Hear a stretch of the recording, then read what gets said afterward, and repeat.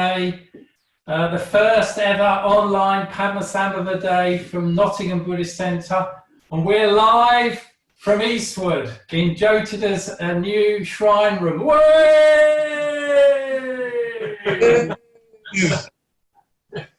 So we're in playful spirits here, and so I'll just take you through a little bit of what we're going to be doing tonight.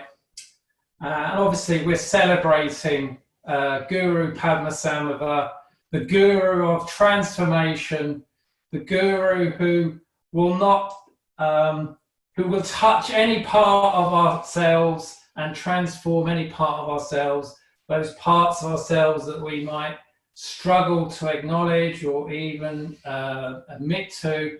Padmasambhava is here to help us. So be warned. Be warned.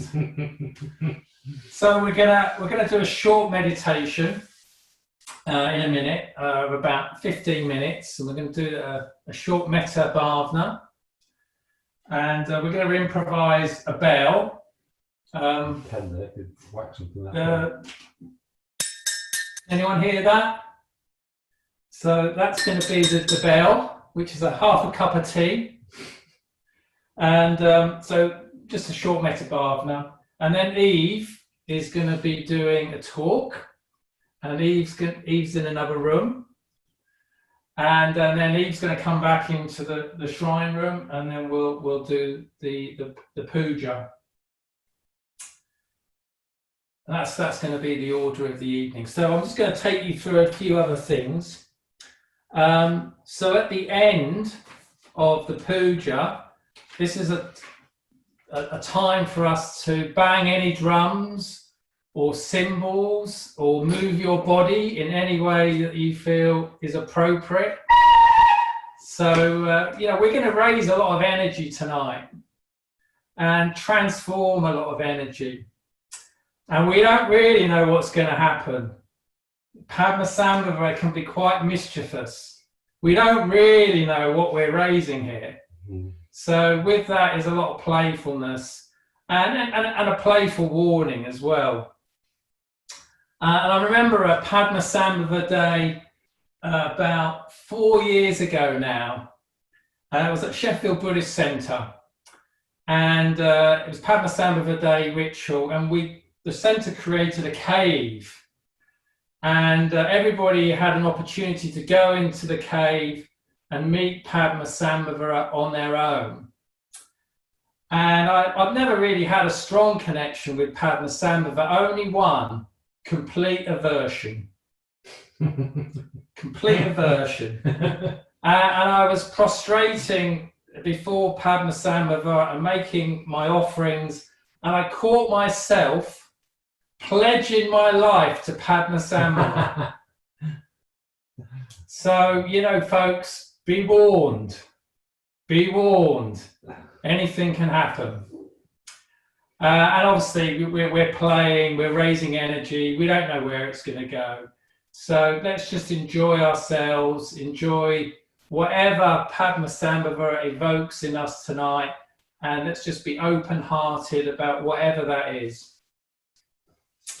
So I'll just take you through a few technical points. So after the talk by Eve, Zach is going to lead us into a Padmasambhava invocation in Tibetan. And then after that, we'll go into call and response in English. I'm sure you'll all be relieved to hear that. So, and there's going to be 8 sections in total. During the Going for Refuge section, we'll do the refuges and precepts as usual. And we've got a reading after, when have we got the reading? After the Going for Refuge section. And after the Rejoicing in Virtue, we've got the second mantra, Padmasambhava mantra by Zach. And after the first section, after the invocation, Sadie's going to be leading us in another Padmasambhava mantra. So I think that's everything. Sounds good, man. Yeah. Yeah.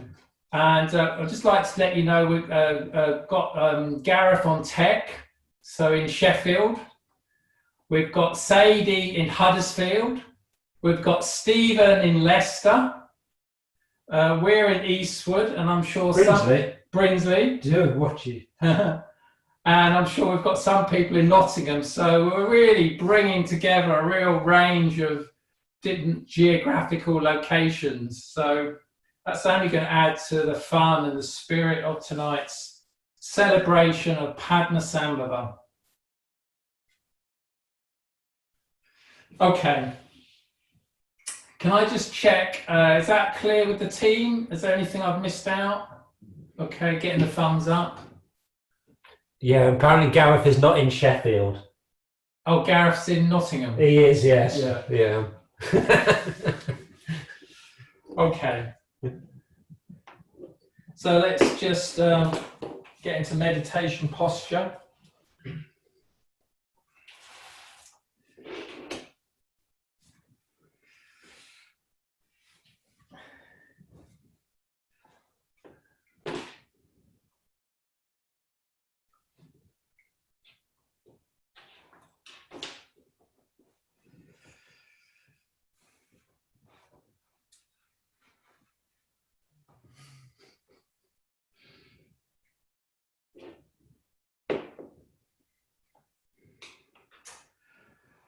Okay, so just settling down now. Just going to guide us in for a moment. Just becoming aware of any sounds you can hear inside or outside.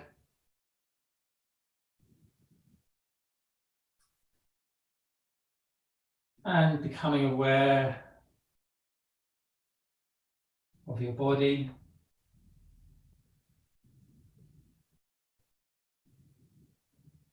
Aware of the parts of you that feel relaxed.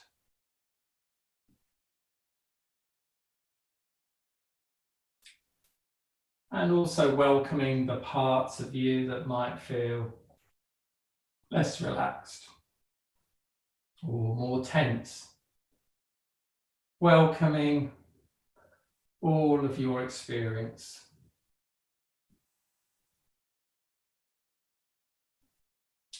And aware of any thoughts that you might be having. And having a sense of what you might be working with over the next 15 minutes.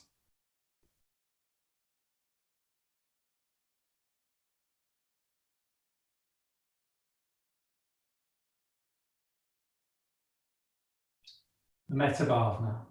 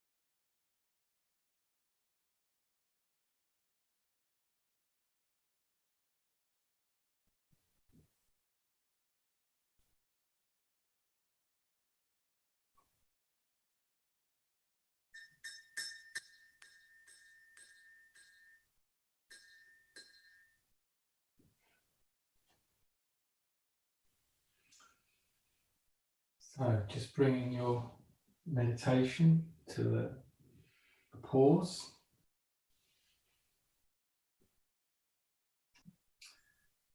So we're going to be having a talk in a moment by Eve.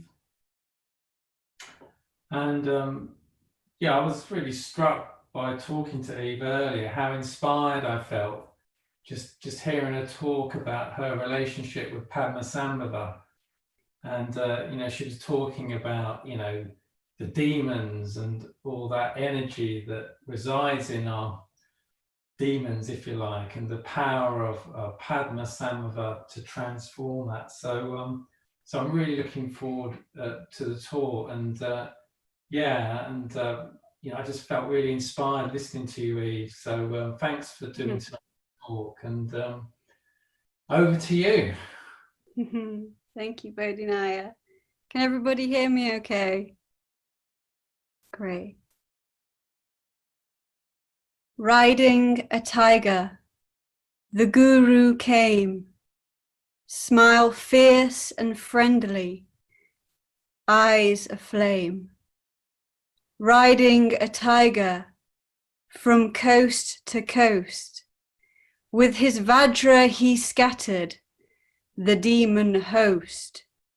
Guru, great Guru, dispel my sin, hurl back the demon hordes within, transform them to powers that protect the right. Thou the thousand-armed, thou the infinite light. So that's a poem written by the founder of our order, Urgyen Sangharakshita, and the poem's called Padmasambhava. And I first heard that poem maybe a month or two ago during prostration practice with Triratnaloka. Karuna read it out before, and it was just, I was just so mesmerized by the poem throughout the whole practice. I just felt it, Bhante really captured Padmasambhava just in those 16 lines. He really kind of who he was and what he did, and also what qualities Padmasambhava has. So before I begin to start going into this talk, I want to actually dedicate it to Padmasambhava himself for being the infinite source of inspiration that he is. And I also want to dedicate it to our teacher, Urgyen Sangharakshita Bhante, for he has been the gateway for me, the doorway, the portal to Padmasambhava. So, and the talks, it's called Celebrating the Vision of Padmasambhava. And tonight's really an event of celebration. As you can probably tell how some of us are dressed up, and how Bodhinaya explained how the puja is going to go. It's going to be quite playful and fun.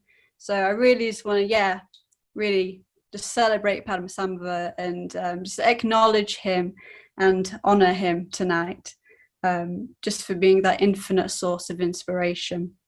I also really want to focus on the vision element and the visual faculty that's so evoked when you come across Padmasambhava. So there's basically going to be 3 rough sections. I've only got just under 30 minutes, so it's going to be really hard to talk about Padmasambhava thoroughly. So I'll probably only just scratch the surface, but I'm going to give it a go anyway. So the first part, I'm just going to introduce you a bit to Padmasambhava. I'm going to show you some really fun paintings of him that I have found and just give you a bit of background on who he was. And then the second part, it's going to be exploring the vision that makes Padmasambhava so infamous, the vision that he had, the vision of him transforming demons. And then the final part, I'm just going to briefly go into why we're celebrating him today, and what's his importance and relevance to our tradition, and why are we celebrating him dressed up and going to be banging instruments later for him. So many of you might be quite familiar with him, many of you might not be. But regardless, just so we can really get that sense of that feel, that visual element of him, I'm going to introduce you to him. So Padmasambhava, he's really quite a unique figure because, well, in many ways, he's quite a unique figure, but it's especially because he's where history and myth infuse together. So it makes him quite different to a lot of the other Buddhas and Bodhisattvas because he existed. But although there's not really a lot of hard factual evidence that we know about him, we know that he existed.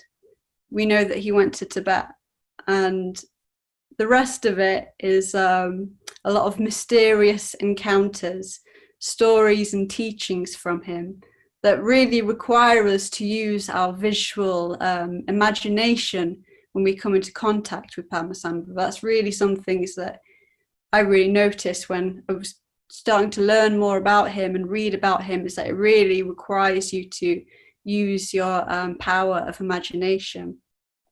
But one thing that we do know what Padmasambhava did is that he had an infinite and just an everlasting effect upon Tibet when he visited. So it doesn't really matter what we know, if it's hard or factual or evidence. We know that he's had a humongous ripple upon the Buddhist world. And he's not confined by evidence. He's so much beyond that. He's beyond limitations. You know, he's enlightened. He's way beyond, your Wikipedia facts. So, and the name Padmasambhava translates as the lotus born, he who is born upon a lotus. And in the life and liberation of Padmasambhava, it's kind of like his life story. This book, there's 2 books. And the first kind of encounter you meet of him as Padmasambhava, he comes out of a lotus on the lake of Dharmakosha, and he's like a lilac. He's like the color of Parma violets, and he's 8 years old, and he's there beaming, and he's fully enlightened already. So already when you first meet Padmasambhava, the lotus born, he who's born upon a lotus, a lot of visual elements is there, a lot of imagination in his story. I'm not going to go too much into that area, but he's basically most infamous for founding the Nyingma tradition, which is the oldest of the 4 Tibetan traditions in Tibet. And he's from India, but like I said, he's really famous for his time what he spent in Tibet. So I'm going to show you some pictures of him now. I just want to watch, I just want to invite you to watch your reaction to these images. You might see wrath, you might see beauty, you might be a bit scared, you might be a bit confused. There's usually a lot going on. There's also many forms of Padmasambhava. There's 8 altogether. There's 8 different forms of him. And he can appear in many different ways. But yeah, just be aware. You don't have to be, intrigued by him. I met someone on retreat who she actually avoided any Padmasambhava day possible because she found him scary. So the images aren't that scary, but I'm going to now share screen. So please let me know if it's working. Can everybody see this? Yay, great. So this is probably one of my favorite paintings of Padmasambhava. This is by an artist called Arloka. He's a member of our Tratna order. He did the big Buddha that sits in the downstairs area of the Buddhist center. I really love this kind of, it's not a very traditional image that you see of Padmasambhava actually. When you type Padmasambhava, he's usually a lot more Tibetan looking and heavily robed. This is more him when he's in the cremation ground and he's upon a corpse. He's got a skull cup full of bright red nectar, the deathless, in his palm. He has a vajra and he's surrounded by an entourage of flailing darkinis. They are the epitome of liberation, of freedom and inspiration. So I can't go too much into what the symbolism means, but they're all portals. They're all portals for us to discover ourselves deeper and show us the truth of reality. Here's a bit more of a traditional one. This is a Tibetan style. He's heavily adorned in the 3 robes of the yanas, the Vajrayana of the blue, the Hinayana of the yellow, although it's more orange in this one, and then the outer of the Mahayana, which is usually red, but again, this is a bit purple. And he has a flaming trident with 3 severed heads with ribbons flailing in the air. This is another one that's quite, first time I saw this, I felt like crying. I thought this was a really beautiful, this is Padmasambhava, I feel very much when he's looking beautiful. And then this is Padmasambhava in rainbow form. And I'm not going to describe to you what rainbow form is because I don't really understand it myself and I won't do it justice. But when I first started Googling Padmasambhava, I came across these images of him in rainbow form, and I was just completely bamboozled. Like, who is this rainbow orb of a human, not even a human being, but I found it very fascinating. And he's got Avalokiteshvara, a 2-armed Avalokiteshvara above him, who he's closely associated with. There's also a green Tara, who is also in the Padma, the lotus family, with him. He also actually has a Vajrapani and a Manjushri, the wisdom Buddhas. Yeah.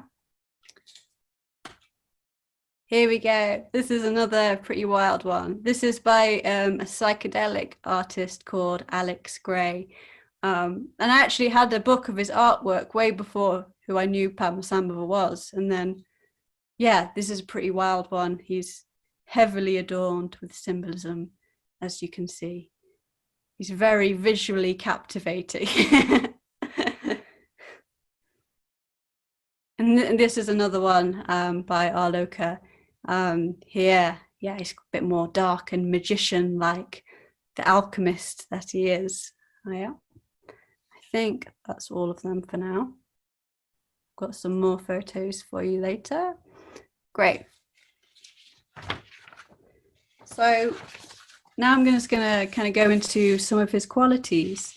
So he's, like I've said, he's really, what he's known most for is being the transformer, the sorcerer. But he's also a very deeply compassionate being. And this is a really important quality of Padmasambhava, that everything is so done with compassion, even if he may look a bit scary at times. He's also known as the guru with direct and practical teachings. So Padmasambhava is very closely associated with the Buddha Amitabha. In fact, in many images, he's usually this Amitabha above him. There wasn't in any of them, but usually there is an Amitabha there. And he's seen as an emanation of Amitabha. So naturally, Padma really, he really kind of permeates these qualities that Amitabha has of infinite love and also discriminative wisdom.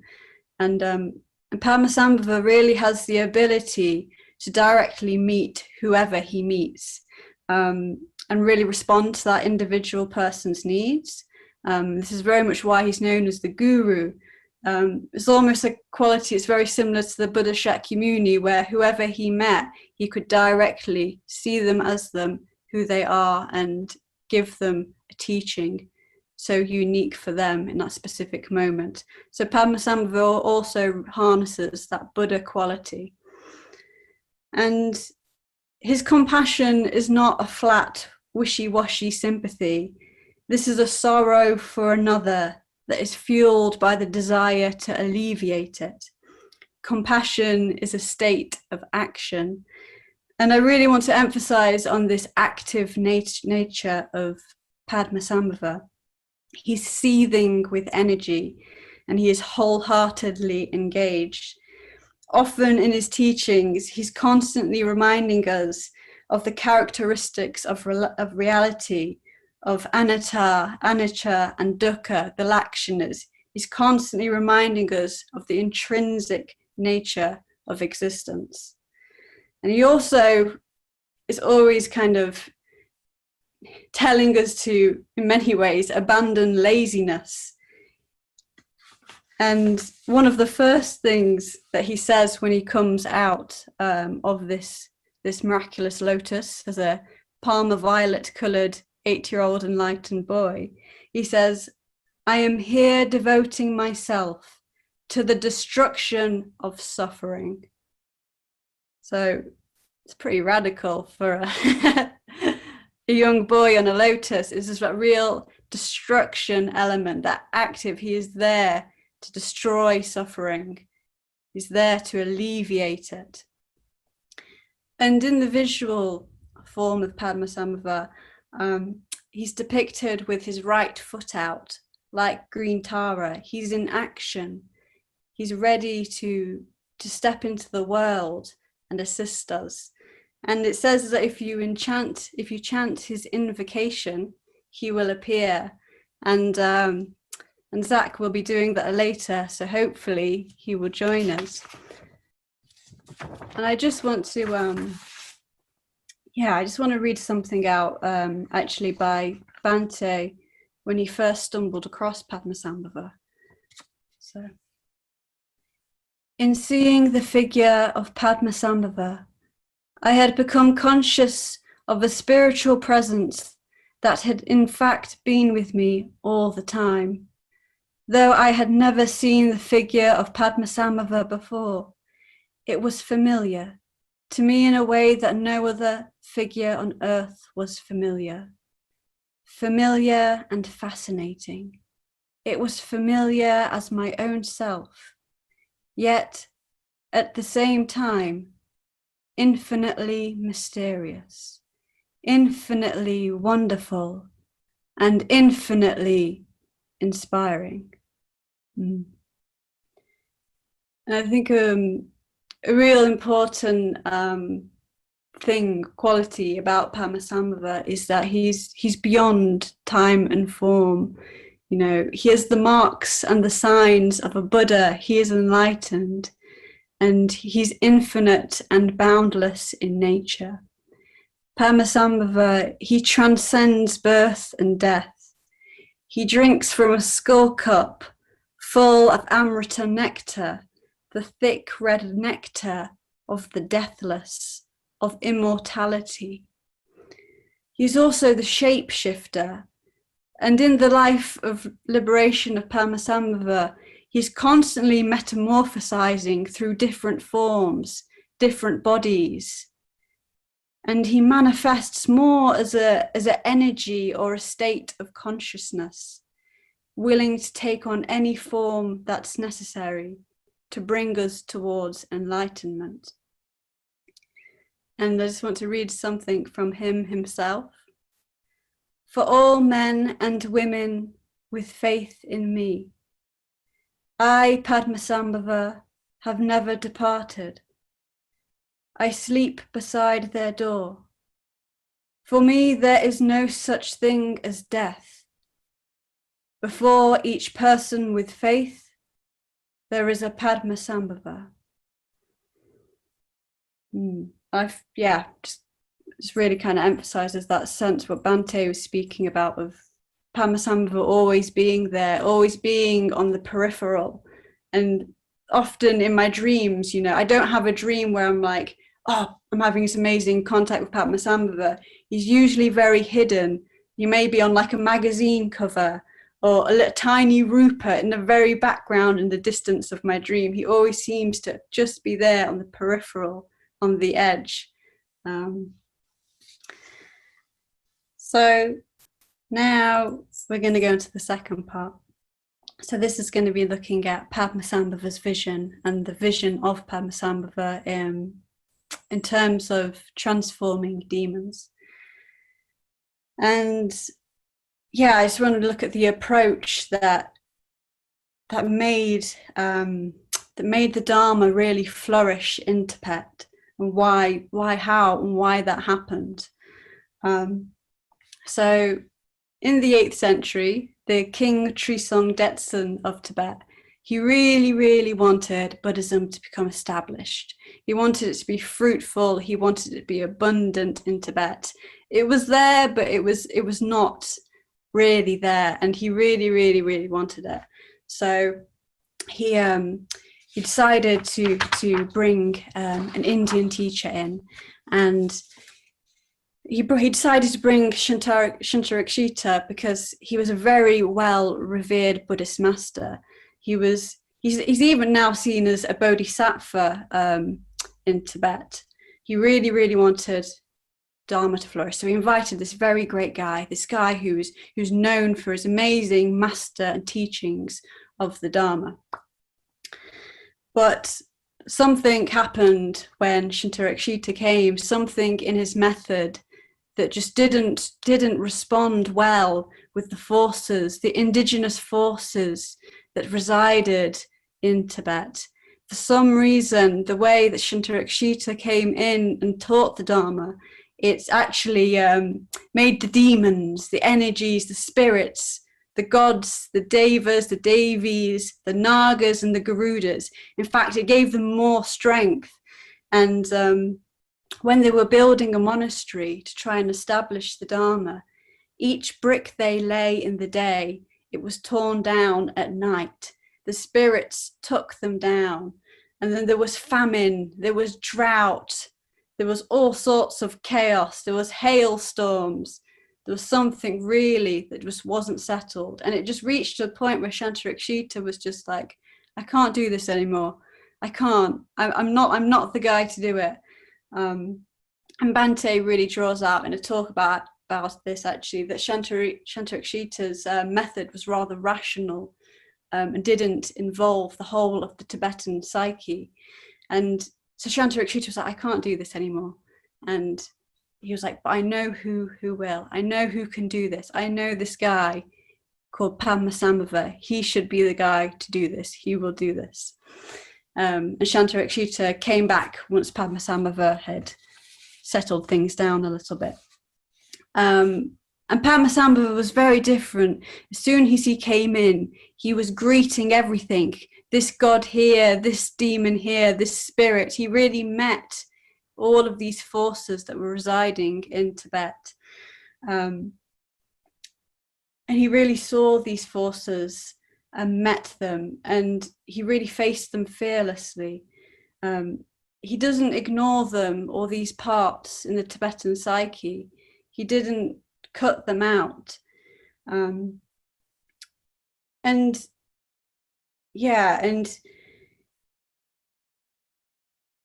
He doesn't just come there to tame the demons, though. He also comes to tame the demons in our own minds.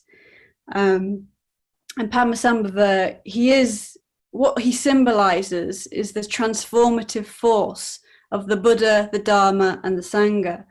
And we've all experienced some sort of transformation since coming into contact with the Buddhist center, or with the Dharma, or with the Sangha, or the Buddha. We've all felt that, no matter how minute or big it may have been.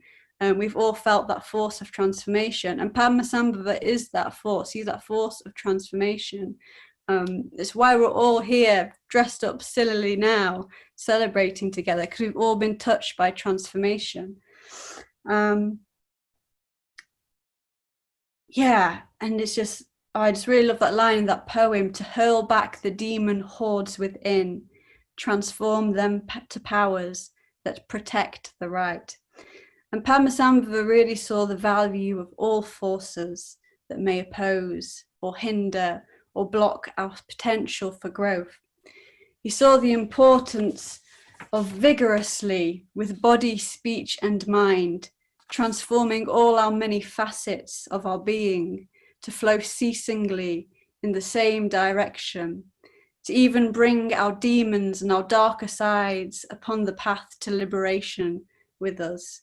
For our obstacles hold the path to freedom, and without our obstacles, there is no progress.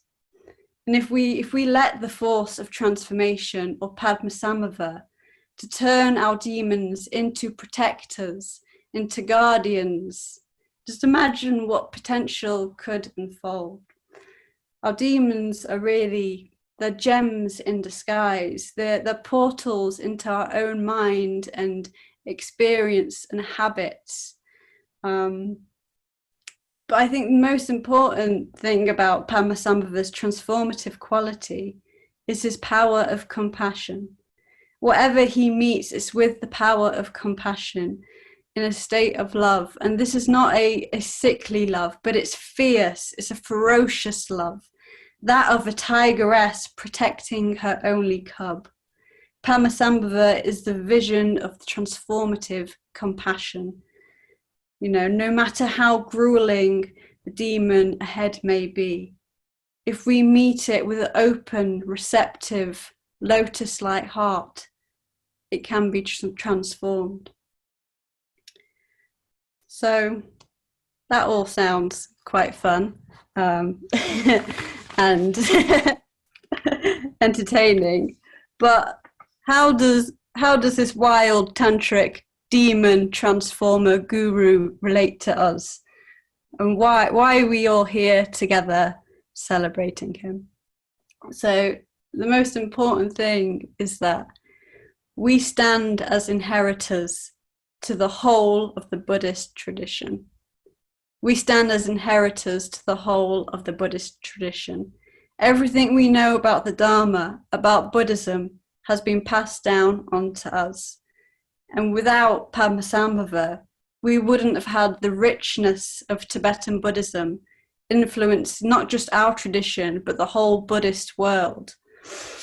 And Padmasambhava is actually, let me share screen. Okay. Oh, that's another. Oh, I should. Yeah, this is him with his many forms. Sorry, I forgot to show you this one. He's got 8 forms. There is 2 consorts. But yeah, so we actually have Padmasambhava on our refuge tree. He's part of our lineage. So a refuge tree is it's basically an image of all of the teachers and the figures that have influenced Bhante, our teacher, in creating this tradition. Yeah, so this is actually a not updated version, and there's Padmasambhava just here, if you can see him. That's Padmasambhava. So we have inherited Buddhism from the Buddha to the Arahants over here, that has been passed on through the lineages to the teachers of the past. Here's Padmasambhava, and that's flown through and through to Bhante's teachers here. And this has gone through Bhante onto us. And here are the beautiful Tibetan teachers that were very important in teaching Bhante. These have all spent time in the Nyingmapa tradition, or they were part of it, which is the tradition of Tibet where it started with Padmasambhava. It started with Padmasambhava, and it's gone through generations of lineages down to these teachers, which have gone through to us. So Padmasambhava, we're part of his lineage. Yeah. So he's actually very, very important. How do I? Yeah, stop share. Great. I also just want to draw upon, Bhante, he was initiated into the Guru Padmasambhava practice by Kachu Rinpoche in the 1960s. And Bhante was also given the name Urgyen. So Urgyen is Tibetan for Udayana, and Udayana is the place where Padmasambhava was born. Okay, so Bhante's name's Urgyen Sangharakshita, the place where Padmasambhava was born, Sangharakshita. And there's more and more as I begin to explore Padmasambhava, and also just, go on with my practice and learn more about Bhante as well. I seem to be able to draw more and more of a connection between them. In fact, I can really sense sometimes sense the energy of Padmasambhava in Bhante. There's a notorious talk in the 70s by Bhante on Padmasambhava, and he harnesses this energy that I've never really, this side of Bhante I've never really seen of him before. And he really channels this fierce, active energy of Padma in that talk. And I also believe that Padmasambhava has been a real great source for Bhante when he decided to found the tradition of the Western order. You know, Bhante didn't plonk a different tradition in a different culture. He really drew upon the mythology, the folklore, and the art and literature in the Western psyche. He integrated what was around to help us connect to the path of liberation. You know, he selected teachings and practices specifically to meet the demons of the West: industrialization, capitalism, nihilism, and rationalism, and there's many, many more. And I just want to end, it's just a quote from Bhante. I think it's from that notorious talk of him, and he's talking, he's talking about the demons of the West. So it is time we recognize them, time we establish contact with them, time that we transformed them back from being devils, back to being gods. And perhaps if we can do that, they will protect the Dharma in this country. Thank you, everybody. I hope I didn't talk too fast.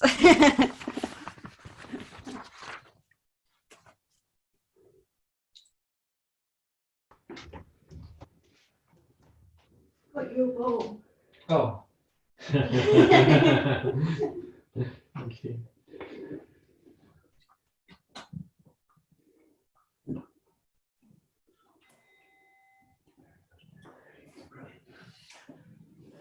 Okay. Well, thanks for that talk, Eve. I mean, in half an hour, you just sort of covered so much, and you spoke so clearly, and it was a really slow pace. Okay. So I can't get over how you got so much in without having to talk fast, and very inspiring talk, really inspiring, and I really like the way you captured the dangers of the rational mind. You know, the rational mind, it's only going to take us so far.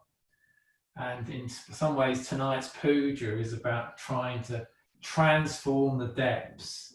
You know, Bhante's very famous aphorism, isn't it? We're trying to find emotional equivalents for intellectual understanding. So, yeah, thanks ever so much, Eve. Really great talk, real gift you have there for, conveying so clearly and in such an inspiring way as well. Thank you.